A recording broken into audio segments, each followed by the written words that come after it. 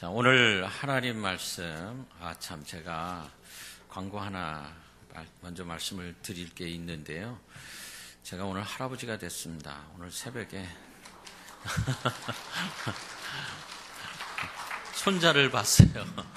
새벽 4시 반에. 감사합니다. 여러분들의 사랑으로 아주 건강하고 아주 잘생긴 손자를 봤습니다. 감사합니다. 오늘 말씀 요한복음 2장 23절부터 3장 8절까지 제가 봉독합니다. 요한복음 2장 23절부터 3장 8절. 6월절에 예수께서 예루살렘에 계시니 많은 사람이 그의 행하시는 표적을 보고 그의 이름을 믿었으나 예수는 그의 몸을 그들에게 의탁하지 아니하셨으니 이는 친히 모든 사람을 아심이요 또 사람에 대하여 누구의 증언도 받으실 필요가 없었으니 이는 그가 친히 사람의 속에 있는 것을 아셨음이니라. 그런데 바리새인 중에 니고데모라 하는 사람이 있으니 유대인의 지도자라. 그가 밤에 예수께 와서 이르되 라피여, 우리가 당신은 하나님께로부터 오신 선생인 줄 아나이다.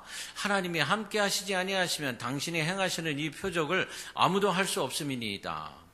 예수께서 대답하여 이르시되 진실로 진실로 네게 이르노니 사람이 거듭나지 아니하면 하나님의 나라를 볼 수 없느니라. 니고데모가 이르되 사람이 늙으면 어떻게 날 수 있사옵나이까? 두 번째 모태에 들어갔다가 날 수 있사옵나이까? 예수께서 대답하시되 진실로 진실로 네게 이르노니 사람이 물과 성령으로 나지 아니하면 하나님의 나라에 들어갈 수 없느니라. 육으로 난 것은 육이요 영으로 난 것은 영이니 내가 네게 거듭나야 하겠다 하는 말을 놀랍게 여기지 말라. 바람이 임의로 불매 네가 그 소리는 들어도 어디서 와서 어디로 가는지 알지 못하나니 성령으로 난 사람도 다 그러하니라. 아멘. 제가 오늘 설교 제목을 영적인 패러다임 시프트가 필요합니다. 이렇게 정해봤어요. 영적인 패러다임 시프트. 영어가 나와서 이게 무슨 얘기지? 그러시는 분들이 계실 텐데 제가 이제 말씀을 드릴 거예요. 오늘 말씀에 보면은 요한이 뭐라고 그러느냐 하면은 예수님이 사람의 마음을 다 안다. 이렇게 말씀을 시작을 합니다. 사람의 마음을 꿰뚫어 보신다. 이런 말씀이에요. 그런 다음에 그런데 그러면서 3장 1절부터 그렇게 시작을 해요. 그런데 사람의 마음을 꿰뚫어 보시는 분이신데 이런 뜻이에요. 그런데 니고데모라는 사람이 있으니 유대인의 지도자라. 이 말씀은 이어서 얘기가 나오는 거니까 니고데모가 누구인지 안다. 이런 말씀이죠. 그렇죠? 이어서 말씀을 하시는 거예요. 자, 니고데모가 누구냐면은 율법을 가르치는 교수님이셨어요. 박사님. 이 니고데모 박사께서 예수님이 과연 누군가 이거를 확인하러 오고 있는 중이다. 이런 얘기입니다. 예수님이 정말 하나님의 아들일까? 내가 지금까지 들어본 얘기를 보면 이건 분명히 이건 보통 사람이 아니야. 근데 내가 좀 직접 봐야 되겠다. 그래서 하나님의 아들인지 아닌지 알아보려고 온 겁니다. 그런데 예수님이 뭐라 그러시냐면 뜬금없이 거듭나지 않으면 안 된다. 이런 얘기를 하세요.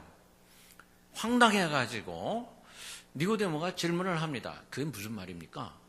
거듭난다니요? 자, 그랬더니 예수님이 뭐라 그러시냐면 물과 성령으로 나야 돼. 이렇게 말씀을 하십니다. 오늘 저와 여러분들에게 이 물과 성령이 깨달아지는 역사가 있기를 간절히 바랍니다. 자, 오늘 요걸 알고 돌아가시면 돼요. 우리 모두가 이건 같은 생각이다라고 생각되는 것들을 뭐라 그러냐면 상식, common sense 이렇게 말을 하죠. 상식은 누구나 다 알아야만 되는 그런 문제를 상식이다 이렇게 말해요. 옛날엔 한국에서 상식 퀴즈 대회 뭐 이런 것도 있었어요. 그거 뭐 맞추면은 상 주고 아주 쉬운 문제인데 다 알아야 한다. 그런 뜻에서 그런 문제도 나오고 그래요. 제가 말하는 게 상식인지 아닌지를 한번 맞춰보시기를 바랍니다. 지구가 태양을 돕니다. 맞죠? 그죠? 근데 한때 사람들은 태양이 지구를 돈다 이렇게 생각을 했었어요. 그러다 지금은 다들 지구가 태양 주위를 돈다는 것을 다 압니다. 이건 상식이 됐어요. 옛날에는 그런데 그러지 않았어요. 이게 상식이 아니었어요. 지구가 네모나다 이렇게 생각하는 사람들도 있었습니다. 지금은 다 둥글다고 그러죠. 자, 한 가지만 더 해보겠습니다. 전화를 걸으려면 전화번호를 항상 기억하고 눌러야 된다. 여러분, 이게 옛날에는 상식이었어요. 그렇죠? 근데 여러분 지금 어떻게 전화를 하죠? 이름만 보고 누릅니다. 옆에 있는 사람 전화번호 기억을 안 해요. 그래서 갑자기 아들 전화번호가 뭐예요? 그러면 잠깐 아들 전화번호나 기억 못해요. 잠깐 기다리세요. 그러면서 들여다보고 이거네 이런단 말이죠.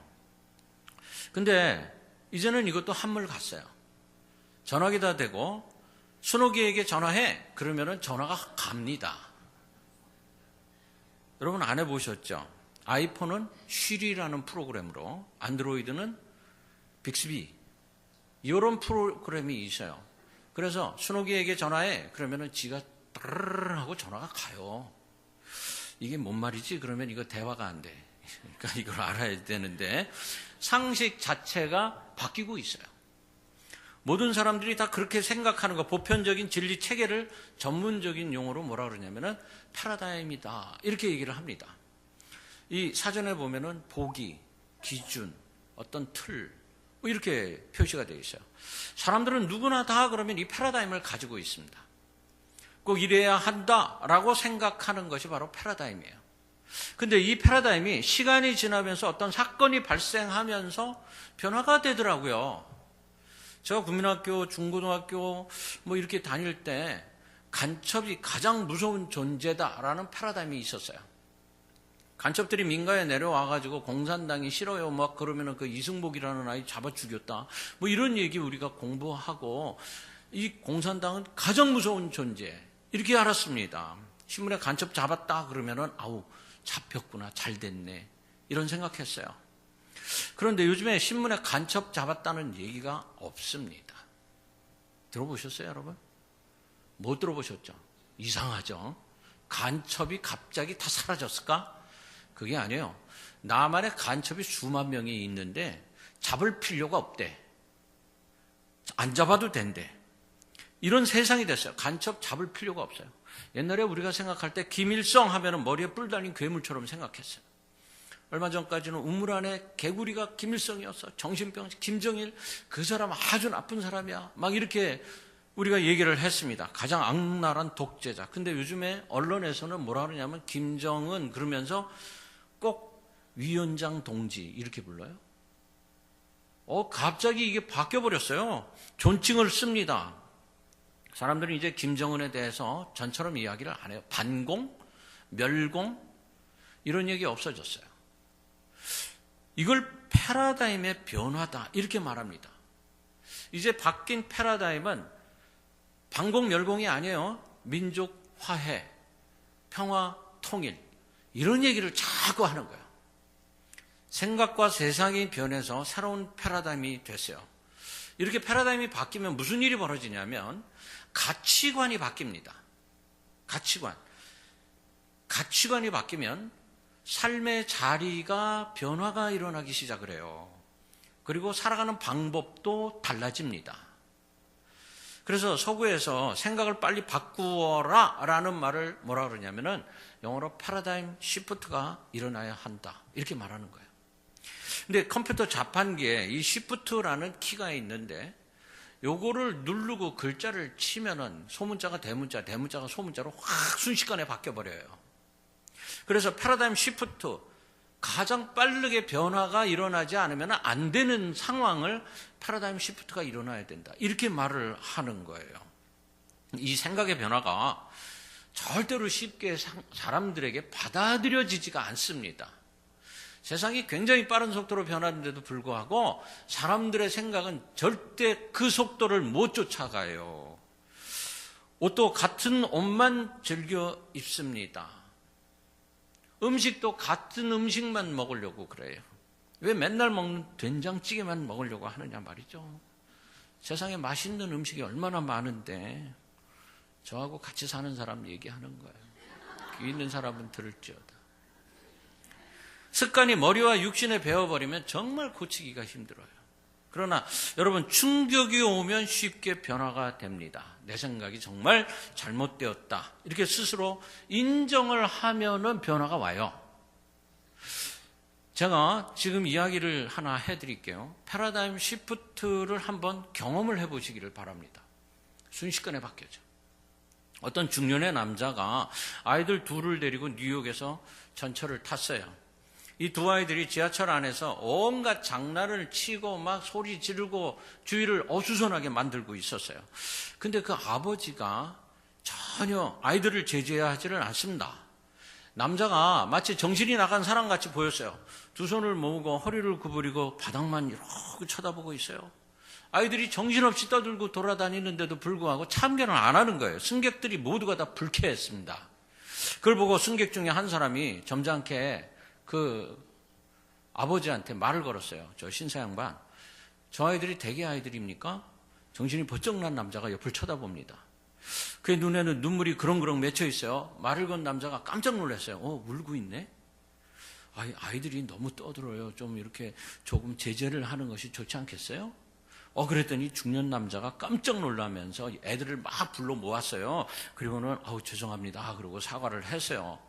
제재를 한 그 남자가 궁금해서 물어봤습니다. 무슨 일이 있습니까? 그러자 그 남자가 조용히 말을 합니다. 방금 제 아내가 세상을 떠났습니다.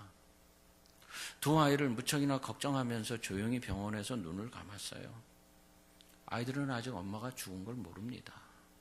이러는 게. 그 말을 들은 승객들이 갑자기 숙연해집니다. 모두 아이들을 불쌍하게 생각하고 걱정하기 시작했어요. 불쾌했던 생각들은 싹 사라져버렸고요. 아이들이 신나게 떠들고 웃고 이러는 모습이 오히려 보기가 좋았어요. 순식간에 패러다임 시프트가 일어났어요. 사람들 생각에 변화가 왔어요. 마음에 긍휼이 가득 차고 사랑이 생기기 시작을 했어요. 아이들의 아버지, 그 사람이 참 불쌍하구나, 이런 생각을 하면서 어떤 사람은 가까이 가서 어깨를 탁 안아줍니다. 장난꾸러기 두 아이를 바라보고 있던 승객들의 생각이 완전히 바뀌었어요. 5분 전하고 지금하고. 이게 바로 패러다임 시프트예요. 오늘 저는 영적인 패러다임 시프트에 대해서 말씀을 드리려고 합니다. 오늘 성경의 본문은 바리새인 중에 유대인 공회원인 니고데모와 예수님의 대화입니다. 한밤중에 니고데모가 아무도 몰래 예수님을 찾아왔어요. 니고데모는 종교적으로는 율법의 엄격한 준수를 통해서 구원을 얻는다라고 믿고 있는 바리새인이에요. 사회적으로 로마 식민지 통치하에서 유대 민족을 대표했던 산헤드린이라는 회원 71명 중에 한 사람이에요. 학문적으로 유대인들을 가리키는 율법에 뛰어난 정통 박사님이세요. 한 가지로 또 부자였습니다. 돈이 많았어요. 예수님이 십자가에서 죽으시고 나서 주님 모실 그 돌무덤을 구하는데 아리마대 요셉하고 함께 힘을 쓴 사람이 바로 니고데모예요. 니고데모는 한마디로 정통파 유대인입니다. 지금의 니고데모의 위치에서는 조금도 흔들릴 이유가 없는 이런 사람이에요. 근데 이 사람이 어느 날 예수님의 이야기를 듣습니다. 물로 포도주를 만든 사건 이야기도 들었어요. 여러 가지 기적을 베푸시고 진리를 전한다는 그 소문을 들은 니고데모의 머릿속에 새로운 변화가 일어나기 시작을 합니다. 이게 사실일까? 내가 지금까지 믿고 있었던 이 진리가 전부가 아닐 수 있겠구나. 이걸 알게 됐어요. 그래서 그는 견딜 수가 없었습니다. 분명히 니고데모는 보통 사람하고 달랐어요. 영적인 사람이었습니다. 자신 안에 진실과 거짓의 투쟁이 벌어지고 있는 거예요. 영적인 갈등이 생기고 있는 겁니다. 내가 이거를 받아들여야 될 것이냐 말 것이냐. 여러분, 저와 여러분, 영적인 갈등이 일어나기를 간절히 바랍니다. 우리 안에 이런 갈등이 일어나야 돼요. 내가 영적인 사람인지 아닌지를 내가 들여다보고 갈등이 일어나면 그것이 내 안에서 전투가 일어납니다. 내가 이대로 살 것이냐. 이 영적인 투쟁을 이겨내시고 성숙해지는 신앙을 가지시기를 간절히 바랍니다. 제가 목회하면서 안타깝게 생각하는 것은 많은 사람들이 이 영적 투쟁에서 실패하는 겁니다. 영적인 투쟁을 하기는 하는 것 같은데 결말을 보면은 실패해요. 영적인 투쟁을 시작했다 그러면은 반드시 이겨야만 합니다. 그런 면에서 니고데모는 정말 성숙한 신앙인이었어요. 그래서 그는 한밤중에 예수님을 찾아갑니다. 혹시라도 다른 사람이 자신을 볼까봐 이런 생각이 있어서 겁도 났어요. 공회원으로서 화려한 옷을 입고 누추한 집의 문을 두들깁니다. 아주 부담스러웠을 거예요. 용기를 가지고 주님을 찾아갑니다. 그리고 예수님에게 이렇게 말합니다. 당신은 하나님께로서 오신 선생인 줄 압니다. 하나님께서 함께 하시지 아니하시면 이런 표적이 있을 수가 없습니다. 솔직히 고백을 합니다. 주님이 니고데모를 잘 알고 있다, 모른다. 잘 알고 있다. 찾아올 때부터 알고 있었다. 이스라엘의 선생이라는 전통적 사고를 가지고 있는 사람이다. 이걸 아십니다. 무화과 나무 아래에 있던 나다나엘도 주님은 알아보셨어요. 나다나엘이 깜짝 놀라죠. 니고데모가 어떤 이유로 왔는지 아시고 말씀을 하시는 거예요. 진실로 진실로 내게 이르노니 사람이 거듭나지 않으면 하나님 나라를 볼 수 없느니라. 아이코, 내가 지금까지 이렇게 연구하고 공부하고 목적이 하나님 나라 보는 건데 거듭나지 않으면 못 본다고 그러네. 이거 큰일 났네. 그럼 어떻게 하면 거듭날 수 있습니까? 나이가 들어가지고 사람이 어떻게 엄마 뱃속으로 다시 들어갔다가 다시 나올 수가 있습니까? 묻습니다. 한마디로 난 모르겠습니다. 이런 뜻이에요. 난 모릅니다. 오늘 저와 여러분들이 이 거듭나야 한다는 주님의 말씀이 100% 이해되기를 간절히 바랍니다. 이걸 깨닫지 못하면 크리스찬이 아니에요. 하늘나라 못 들어간답니다. 이걸 이해하지 못하면 구원받았다라고 할 수가 없어요. 천국에 못 들어간대요. 거듭남은 먼저 거듭나겠다라는 의지가 필요합니다. 내가 거듭나야겠어. 과거의 나의 삶 잘못된 삶이었어. 이제 내가 바른 삶을 살아야 되겠어. 이런 의지가 있어야지 돼요. 사람 두 가지 부류가 있습니다. 러시아의 우주비행사 가가린이 처음에 우주에 올라가서 착 한번 지구를 보고 우주를 본 다음에 뭐라 그랬냐면은 하나님은 없더라. 이러고 내려왔어요. 근데 그로부터 10년 후에 미국에 어윈이라는 우주비행사가 올라갔다 내려와서는 뭐라 그랬냐면 나는 우주를 보면서 하나님이 살아계신 것을 느꼈다. 이렇게 말했어요. 우리가 이 두 가지 이야기를 가지고 영적인 사람과 세속적인 사람은 이렇게 다르다. 이런 예를 듭니다. 예수님을 나의 구세주라고 고백하는 사람이라면 거듭나야 한다라는 말을 반드시 깨닫고 삶 속에서 실천하면서 살아가야만 그 사람 거듭난 거예요. 이걸 행하지 않으면 아직까지 거듭나지 못한 것입니다. 자, 여러분, 다른 사람도 나 정도밖에는 모를 거야 라고 스스로 위로하지 마시기 바랍니다. 착각을 하시면 안 된다는 말씀이에요.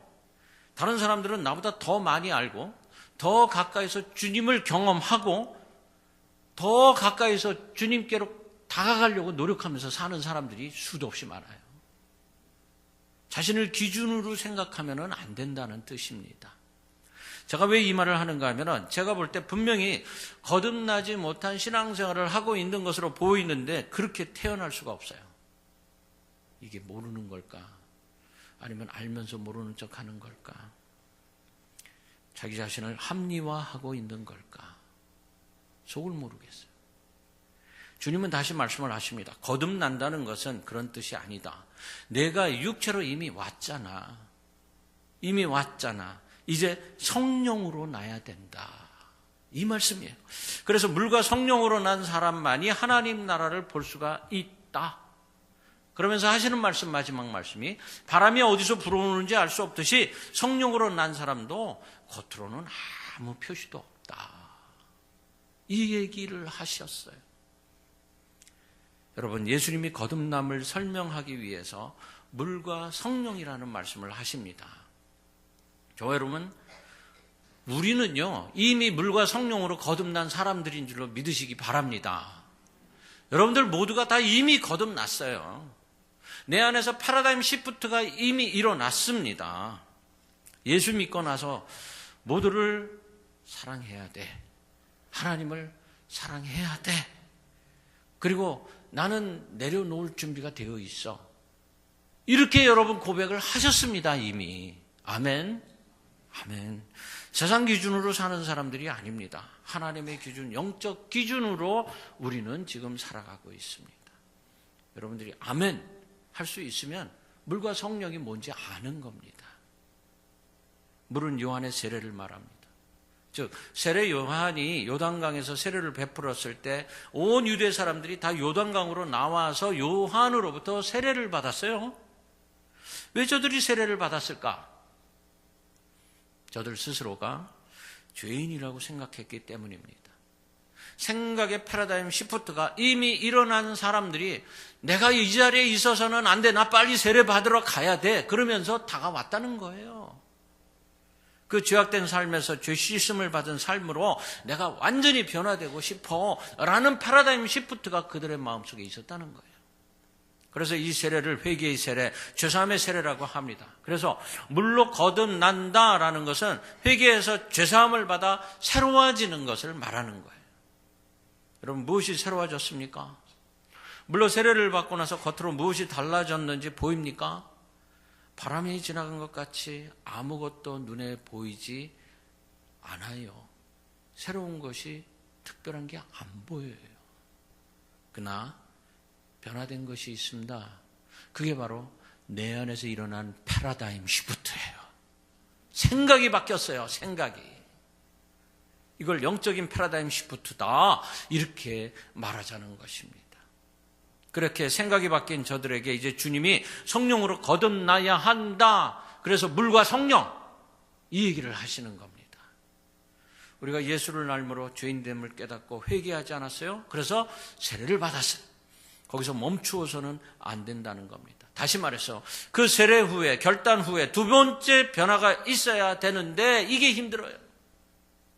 믿음 생활이 그냥 교회를 다니면 되는 게 아니고 물로 생각의 변화가 있었으면 두 번째로 성령을 받아서 영으로 거듭나야 된다는 뜻입니다.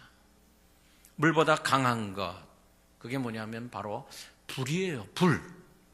불을 받아야 한다는 말이에요. 물로 죄 씻음을 받은 사람들은 걸음마를 시작을 한 겁니다. 어찌 보면 이 땅에서 내가 예수 믿는 거 축복받기 위해서야 라면서 그 축복을 위해서 교회 다니고 있는 거. 여러분, 축복은 자연스럽게 따라오는 거예요. 자연스럽게. 그 다음 단계가 필요하다는 거예요. 왜 필요합니까? 왜 성령으로 거듭난 일이 필요합니까? 예수를 믿은 다음에 여러분 그렇게 만족한 축복을 받았습니까? 많은 사람들이 예수 믿으면 물질 축복을 받는다 이렇게 생각을 하고 믿어요. 천만의 말씀. 예수를 믿음과 동시에 집안에 원수가 생기기 시작을 합니다. 평탄하던 가정이 예수 믿는 사람 눈에는 이게 지옥이었네 이렇게 보이는 거예요. 그래서 막 예수님을 전합니다. 예수 믿으세요. 그러자마자 핍박이 시작이 되더라는 거예요. 핍박이. 이게 사탄과의 영적인 전쟁이 시작이 되는 거예요. 식구들의 영혼을 보니까 너무 불쌍해서 예수를 전하다 보니까 전쟁이 벌어지더라는 거예요. 여러분, 예수님 믿으면 물질의 복을 받는 것이 절대 아니에요. 어떤 면에서 물질이 풍성해지는 건 사탄의 유혹이 될 수가 있습니다. 예수를 똑바로 믿지 않는 사람에게 물질이 많아지면 교만해집니다. 그럼 사탄은 너무 좋아해요. 그러면서 조금만 더 물질이 많아지면 완전히 내가 죽일 수 있어. 그러면서 막 돈 많이 벌게 해. 지금 돈 많이 버는 분들은 경고하는 거예요. 지금 조심해야 돼. 조금만 더 이렇게 발버둥 치다가 결국에 건강도 잃고 가정도 잃고 친구도 잃고 예수님 잃고 망하게 되는 거예요. 그러면 진정한 축복이 무엇일까? 주님께서 제자들에게 늘 빌어주신 축복, 그런 물질의 축복이 아니었어요. 주님이 주시고자 하신 복은 한결같이 평강의 축복이었어요. 그러면서 다가오시면서 주님이 돈 많이 벌을지어다 이렇게 안 하시고 평강이 있을지어다 이렇게 말씀을 하세요. 물질이 아무리 많아도 평강의 축복이 없으면 그거는 축복이 아니에요. 돈의 노예가 되는 거예요. 초금 목피로 연명을 할지라도 그 안에 평강이 있으면 진정한 축복이 된다 그랬어요. 우리가 영원히 살 하늘나라는요, 이런 물질의 축복이 있는 나라가 절대 아니에요. 어떤 부자가 천국 갈 때 잔뜩 금괴를 싣고 가더래. 금괴를 잔뜩 가지고 올라왔어요. 천국에 있는 분이 낑낑거리고 땀을 흘리면서 뭔가를 끌고 오는 것을 보고 그게 뭐요? 그랬더니 금덩어리요. 딱 열어보더니 거기 천국에 있는 분들이 그러더래요. 아니 웬 벽돌을 이렇게 많이 갖고 왔어요. 이걸로 우리 집 짓는 건데. 하늘나라에는 깔린 게 금이에요. 우리가 이 땅에서 쌓은 덕만큼 큰 집이 하늘나라에 이미 준비되어 있는 줄로 믿으세요. 내가 이 땅에서 긍휼과 덕과 사랑을 쌓지 못하면 아무리 여기서 좋은 집, 큰 대궐 같은 집에서 살아도 하늘나라에 가면 그 집 없어요. 다 쓰러져가는 판자집밖에 없을 거예요. 주님이 이것을 이해시키려고 그 부자 청년에게 뭐라 그럽니까? 이거 너 다 팔고 내 뒤를 따라올래? 그랬더니 근심하며 가더라. 너는 영으로 거듭나야 한다. 영적인 패러다임 시프트가 일어나야 한다. 이 말씀을 그 부자 청년에게 하신 거예요. 그가 이해를 못합니다. 다시 말씀합니다. 성령으로 난다는 말은 예수님을 영접함으로 내 안에 하나님의 영, 성령이 거하게 된다는 뜻입니다. 이렇게 되면 내 안엔 과거 육신에 속한 영이 이제는 하나님에 속한 영, 성령으로 바뀌게 돼요. 성령으로 거듭나게 되면 하나님의 자녀가 되는 것입니다. 여러분, 제가 이 말씀 드리는 것은 우리가 앞으로는 예수 믿는 척 하지 말자 이런 뜻이에요. 예수 믿는 척 누구든지 할 수 있습니다. 주일마다 예배 참석하고 헌금하고 봉사하면 돼요. 나 완전한 영적 패러다임의 변화는 물과 성령으로 거듭나야만 됩니다. 우리나라 CCC를 이끄시던 그 김중근 목사님이 이런 말을 하는 걸 들었어요.